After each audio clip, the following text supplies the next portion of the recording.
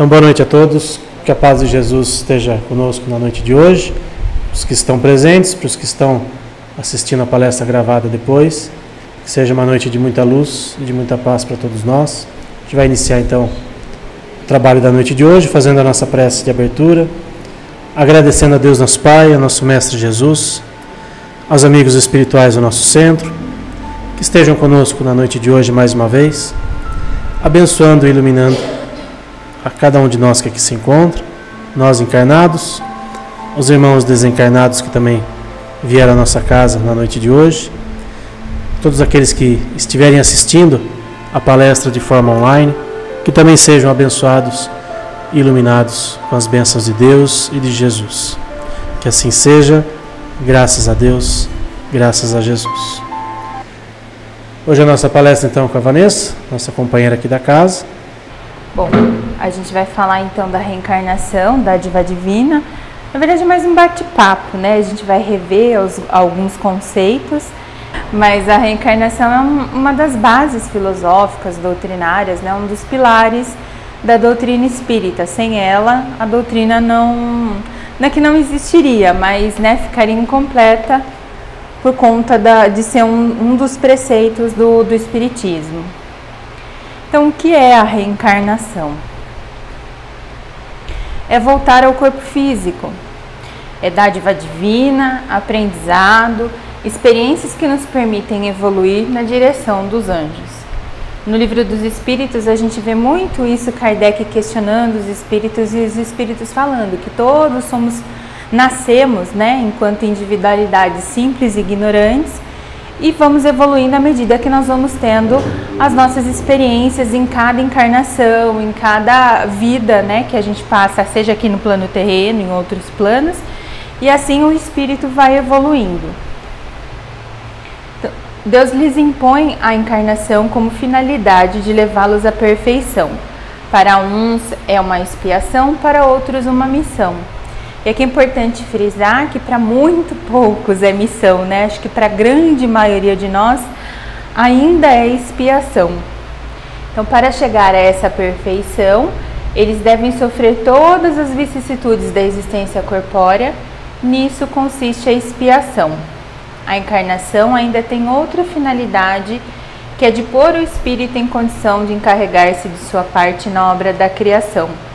Então, aqui a gente vê Kardec, o Livro dos Espíritos, o Evangelho falando da reencarnação, que é a volta do espírito ao corpo físico para vivenciar as experiências.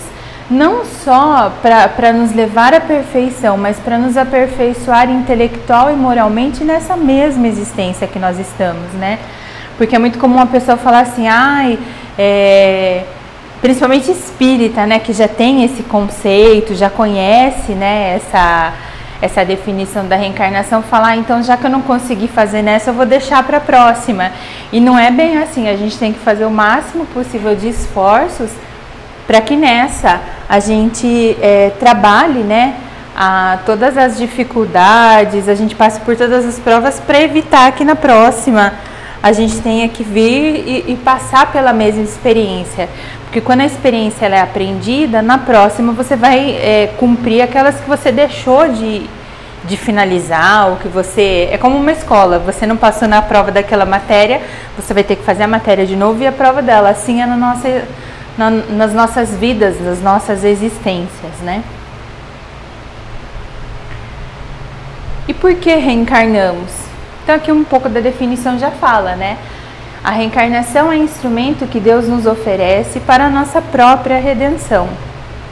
Para depurarmos, Kardec, na questão 66 do Livro dos Espíritos, nos diz que a alma que ainda não atingiu a perfeição precisa submeter-se à prova de nova existência corporal. A alma passa por diversas encarnações. A gente fala alma e espírito, mas no espiritismo, para quem não sabe, né, a gente usa o termo espírito quando nós estamos livres do corpo físico, livres da matéria, e quando estamos encarnados, né, estamos num corpo material físico, a gente usa a definição alma. Então, alma e espírito, na verdade, é a mesma coisa, só que um é enquanto estamos livres e o outro enquanto estamos presos temporariamente à matéria. Então a alma passa por diversas encarnações. A finalidade da reencarnação é o aprimoramento progressivo da humanidade, e não só da humanidade, né, do ser humano enquanto individualidade, porque aí quando a gente muda todo o nosso entorno, todo ao nosso redor, e aí aos pouquinhos a humanidade também vai se modificando e evoluindo junto conosco. Aqui é importante também a gente falar que a reencarnação ela é um processo e ninguém está livre, né, de passar por esse processo. O que muitas vezes as pessoas têm dúvida, por exemplo, quando a gente fala que eu escolhi a prova pelo que eu vou passar, eu escolhi toda a rotina, né, do processo encarnatório pelo qual eu vou passar. Existem pessoas que passam por processos encarnatórios que a gente chama de compulsório. São espíritos que, enquanto estiveram aqui, depois que fizeram o desligamento, ou por não crerem na reencarnação, ou por não terem condições, eles não participam desse processo. Muitos de nós participamos do processo de reencarnação, e muitas das provas que vivenciamos no nosso dia a dia, a gente escolheu passar por elas, né? Ou participou de todo esse planejamento. Embora a gente não se lembre, a gente estava ciente ao voltar que a gente ia passar por X expiações e provas para poder evoluir, para poder vencer essas dificuldades. Porque essas provas nada mais são que formas da gente vencer as nossas imperfeições morais, as nossas dificuldades e de melhorar enquanto ser humano. E por que sofremos então? Se escolhemos as provas, se sabemos o que vamos encontrar por aqui quando vamos voltar. Sofremos para chegar mais rápido ao nosso objetivo. Além disso, os sofrimentos da vida muitas vezes são consequências das imperfeições do espírito. Quanto menos imperfeições tem, menos tormentos sofrerá. Aquele que não for invejoso, ciumento, avarento, nem ambicioso, não sofrerá os tormentos decorrentes desses defeitos. Questão 133A do Livro dos Espíritos. E isso é muito verdade na nossa vida, porque quantas vezes a gente passa por uma prova, passa por uma dificuldade e a gente fica, por que eu, por que comigo? A gente não consegue descer do salto, né? Vamos falar bem a expressão correta, a gente não consegue descer do salto e olhar e falar que eu, independente do meu cargo, do patamar financeiro, intelectual que eu tenha, eu não consigo ter humildade de descer do salto e falar, não, mas eu sou um ser humano como outro qualquer, eu preciso passar por experiências como outro ser humano qualquer e eu também vou sofrer ou, né, vou ter dificuldades. Então, quando a gente tem essas questões que Kardec, que o próprio Espiritismo fala que não são bem defeitos, né? Ele usa a palavra defeitos, mas eu acho que são atrasos ainda, né? Na questão da avareza, da ambição. São atrasos porque à medida que a gente vai vivenciando as experiências, a gente vai vendo que a gente não precisa de nada disso. É muito mais uma questão de ego, de imposição da própria sociedade, a gente ter algumas características aí, do que propriamente defeito, porque a gente pode trabalhar nessas questões e se melhorar. E para isso também as encarnações, a gente passa pelas encarnações para melhorar esses defeitos. E aí a gente vai falar da responsabilidade. A responsabilidade que a gente tem durante, né, nosso processo de reencarnação. A alma leva consigo deste mundo nada além de lembranças e do desejo de ir para um mundo melhor. Essa lembrança é cheia de doçuras ou amarguras, conforme o emprego que tiver feito da sua vida. Então aí mais uma questão do Livro dos Espíritos. E aqui é importante frisar que a gente muitas vezes, nas situações diversas da vida, durante a nossa encarnação, nas nossas provas e expiações, né, do nosso dia a dia, a gente procura muito tentar achar o responsável por aquilo que eu estou passando, né? A gente sempre procura achar algo ou alguém externo para a gente colocar a culpa. E quando a gente começa a olhar para a gente e a gente se responsabilizar por cada consequência de cada ato que a gente tem durante a nossa existência, ela fica mais leve, porque se eu sou a responsável, eu posso resolver. Eu não delego, eu não transfiro a responsabilidade para outro. Fica mais pesado muitas vezes? Fica. Mas quando você tem essa consciência, você consegue resolver de uma forma mais tranquila. Bom, se a responsabilidade é minha, de resolver todas as minhas dificuldades, das minhas provas e das expiações, a resolução do problema também pode ser meu. Tá comigo, tá na minha mão. Então, quando a gente assume essa responsabilidade pra gente, o fardo fica mais leve, né? A gente consegue... Dependendo da situação, não, né? Porque geralmente a gente fala, quem tá de fora enxerga melhor. Mas, às vezes, se a gente olhar para dentro, bem lá dentro, e for bem honesto com a gente também tem a resposta. A gente sabe onde a gente errou, por que errou, por que aconteceu daquela forma. É que muitas vezes dói a gente olhar no espelho e falar, olha, você é o culpado, né? Você é o responsável pelo que está acontecendo, pelo que está colhendo. Esses dias eu vi um filósofo falando, eles não falam muito em Deus, em nada, mas ele usou uma analogia muito interessante. Ele fala que Deus, ele é imensamente bom e justo. E eu achei interessante um filósofo que geralmente não entra nessas questões falar isso. E ele fala, e ele define essa frase dizendo que Deus é imensamente bom porque Ele permite que você plante tudo o que você quiser. Mas Ele é justo porque você vai colher aquilo que você plantou. E é realmente o que a doutrina nos ensina, né? Que você pode plantar o que você quiser, mas você vai colher somente aquilo que plantou. Então, como o Wilson fala, se você plantou abacaxi, você vai colher abacaxi. Não adianta você querer colher pepino, limão, enfim. Então, isso é tomar a responsabilidade para si. Porque se eu sei que eu fiz isso, eu só vou colher frutos disso, daquela atitude que eu fiz. Então, por isso que é importante a gente se responsabilizar por cada ato, por cada situação que a gente vivencia nas nossas vidas. E aí as nossas escolhas também tá ligado à nossa responsabilidade. As escolhas são minhas, eu sei que eu vou passar por algumas provas e dificuldades, então eu escolho passar por elas sofrendo ou não. O sofrer é uma escolha, ele é opcional. Aqui, às vezes é um pouco difícil, quando a gente está passando por uma situação muito difícil, a gente entender que eu escolhi sofrer. Mas não é bem escolher sofrer, mas escolher como se comportar diante do sofrimento. Porque dependendo da situação, a gente não tem nem como se colocar no lugar da pessoa. É como a gente estava discutindo aqui outro dia. O sofrimento do luto, da perda de um pai, de uma mãe, que é um luto natural para um filho, por exemplo, que é o processo natural da vida, é uma coisa. Você vai vivenciar o luto, dependendo de como você se comportar perante aquilo, o sofrimento vai ser mais leve ou mais pesado, e aí você vai saber controlar diante das suas escolhas. Mas é diferente de um pai que perde um filho, por exemplo, porque não é a ordem natural das coisas. Então a gente não pode banalizar o sofrimento, né? A gente tem que permitir que a pessoa sofra, vivencie o luto, só que existem diferentes comportamentos.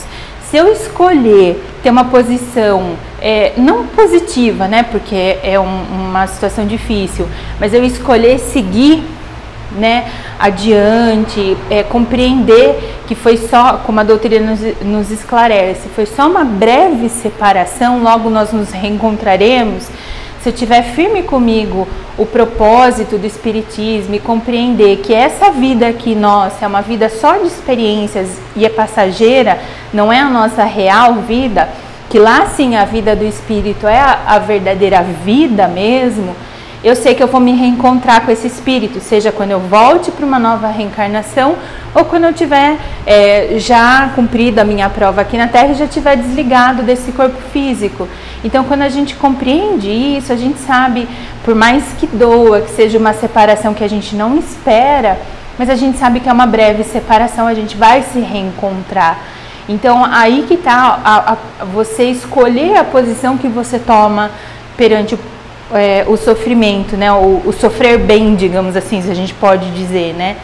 Diferente daquela pessoa que vive eternamente no luto, chorando, se lamentando e acha que porque acabou o corpo físico, acabou o laço, acabou aquele estreitamento, aquela união daqueles espíritos. E a doutrina espírita ela é muito bonita porque ela nos conforta nesse sentido, né?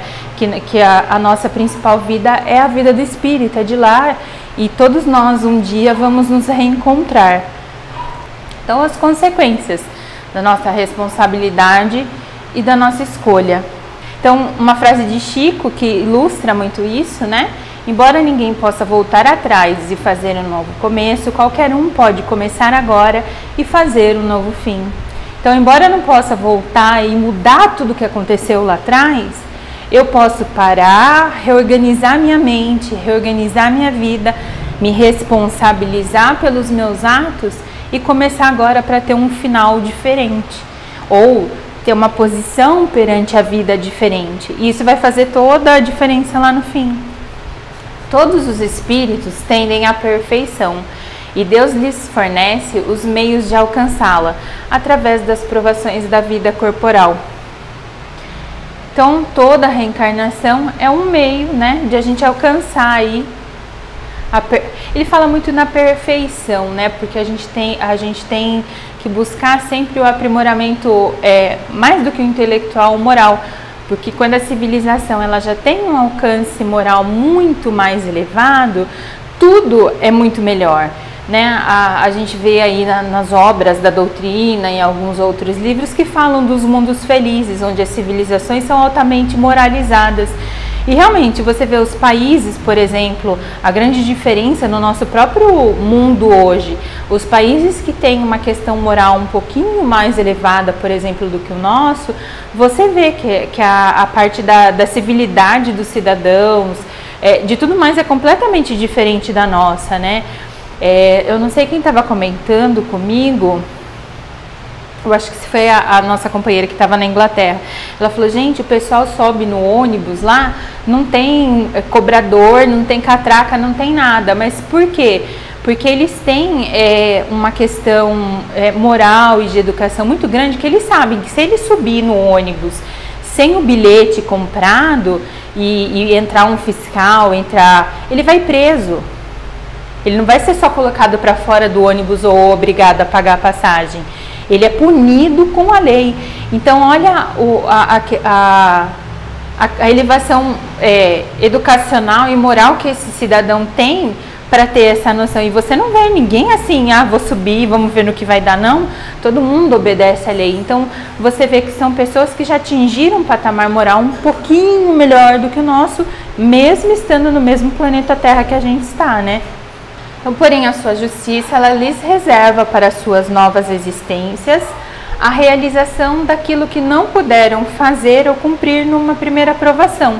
Então, aquilo que a gente já falou lá no comecinho, se você veio com um planejamento para passar por X números de provas e passar por essas provas e esses aprendizados, e você aprendeu a lição, e isso já ficou gravado no seu espírito, ótimo, numa próxima encarnação você não vai precisar passar por ela novamente.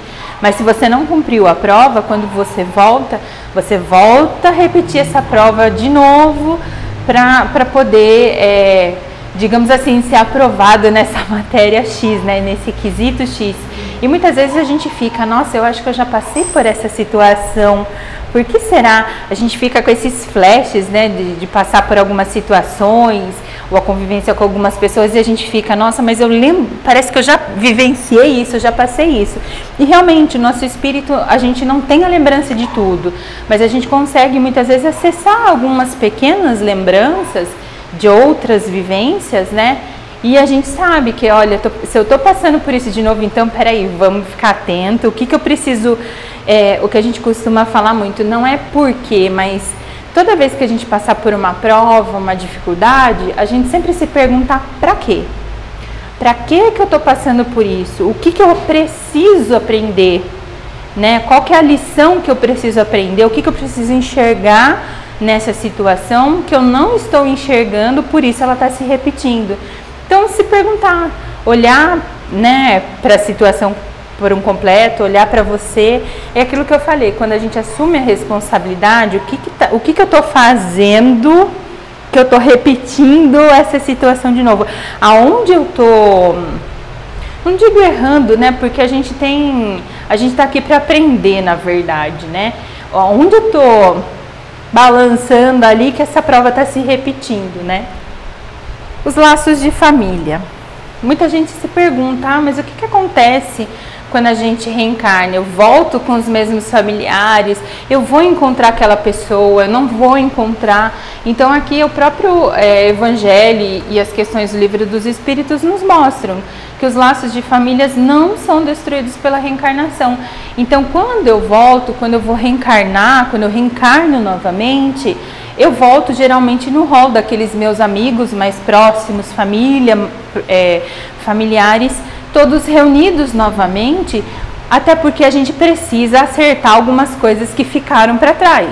A gente não necessariamente volta nas mesmas funções, nos mesmos cargos familiares, né? Eu era mãe, na próxima eu vou voltar filha, ou vou voltar só um amigo próximo, mas aquele rol de afinidades que a gente está ali, ele sempre vai se repetir, a gente sempre vai voltar a reencarnar e ter as experiências sempre muito próximo daqueles que já estiveram conosco. E muita gente pergunta pra gente, isso vale para os animais também. Os animais, eles tendem a voltar para o mesmo rol de afinidades, para os familiares, para as pessoas próximas que cuidaram deles numa encarnação anterior, eles voltam a estar próximos da gente também. Então, quando o homem aprender a respeitar até o menor ser da criação, seja ele animal ou vegetal, ninguém precisará ensiná-lo a amar seus semelhantes. Então, esse é um pesquisador que fala muito da questão dos animais, mas eu achei muito bonita essa frase, porque a gente faz parte da criação, a gente é uma das criaturas do Criador, então a gente precisa saber respeitar todo o resto também para que a gente conviva em paz e em harmonia.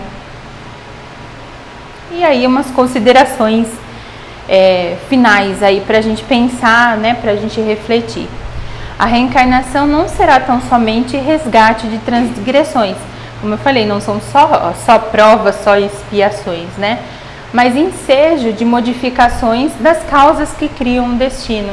Então, quando eu me responsabilizo, quando eu assumo, quando eu aprendo, eu posso mudar. Não posso mudar o que foi, mas eu posso mudar o que pode acontecer daqui para frente. A reencarnação dignifica a vida, sem ela não teria sentido a existência humana. Por isso do título, a reencarnação é uma dádiva divina, é um presente de Deus que a gente recebe a cada reencarnação para poder cumprir, para poder finalizar todas as etapas que a gente deixou. Se não fosse assim, não faria sentido, né? Aí um textinho também que eu achei muito interessante. Auxilia sem esperar que te auxiliem. Ama sem exigir que te ame. Compreende sem aguardar a compreensão alheia. Justifica o próximo sem a preocupação de serem justificados. Serve sem recompensa e pouco a pouco experimentará em ti mesmo a grande transformação. Então, quando vai fazer, não pensa só em você, não pensa se eu vou ter alguma recompensa. Faz por bondade, faz por ajudar, faz porque você tem esse algo dentro de você que te move, te compele a ajudar, né? E aí, quando você vê, isso também te transforma por dentro. E para finalizar, nessa frasezinha que eu acho muito engraçadinha, ó. Reencarnação, benefício que a outro não se compara. É um modo que Deus nos deu de a gente mudar de cara. E aí uma brincadeirinha, claro que a gente não vai voltar no macaquinho, mas é um jeito da gente mudar, inclusive, o aspecto físico, né? Afinal, quando a gente volta, quando a gente reencarna num novo corpo físico também, né? Bom, era isso que eu tinha pra gente falar essa noite. Espero que possa ter relembrado algumas questões, esclarecido outras. E eu agradeço. Eu vou fazer então a prece para a gente fazer a finalização aqui da palestra e em seguida a gente vai para os passos. Então, mais uma vez, vamos agradecer a Deus, a Jesus, elevando o nosso pensamento, os nossos corações, agradecendo a espiritualidade maior por sempre nos acompanhar, nos auxiliar no nosso dia a dia, em cada prova dessa nossa existência. Agradecemos a oportunidade de estarmos aqui essa noite, fazendo assim a prece que Jesus nos ensinou.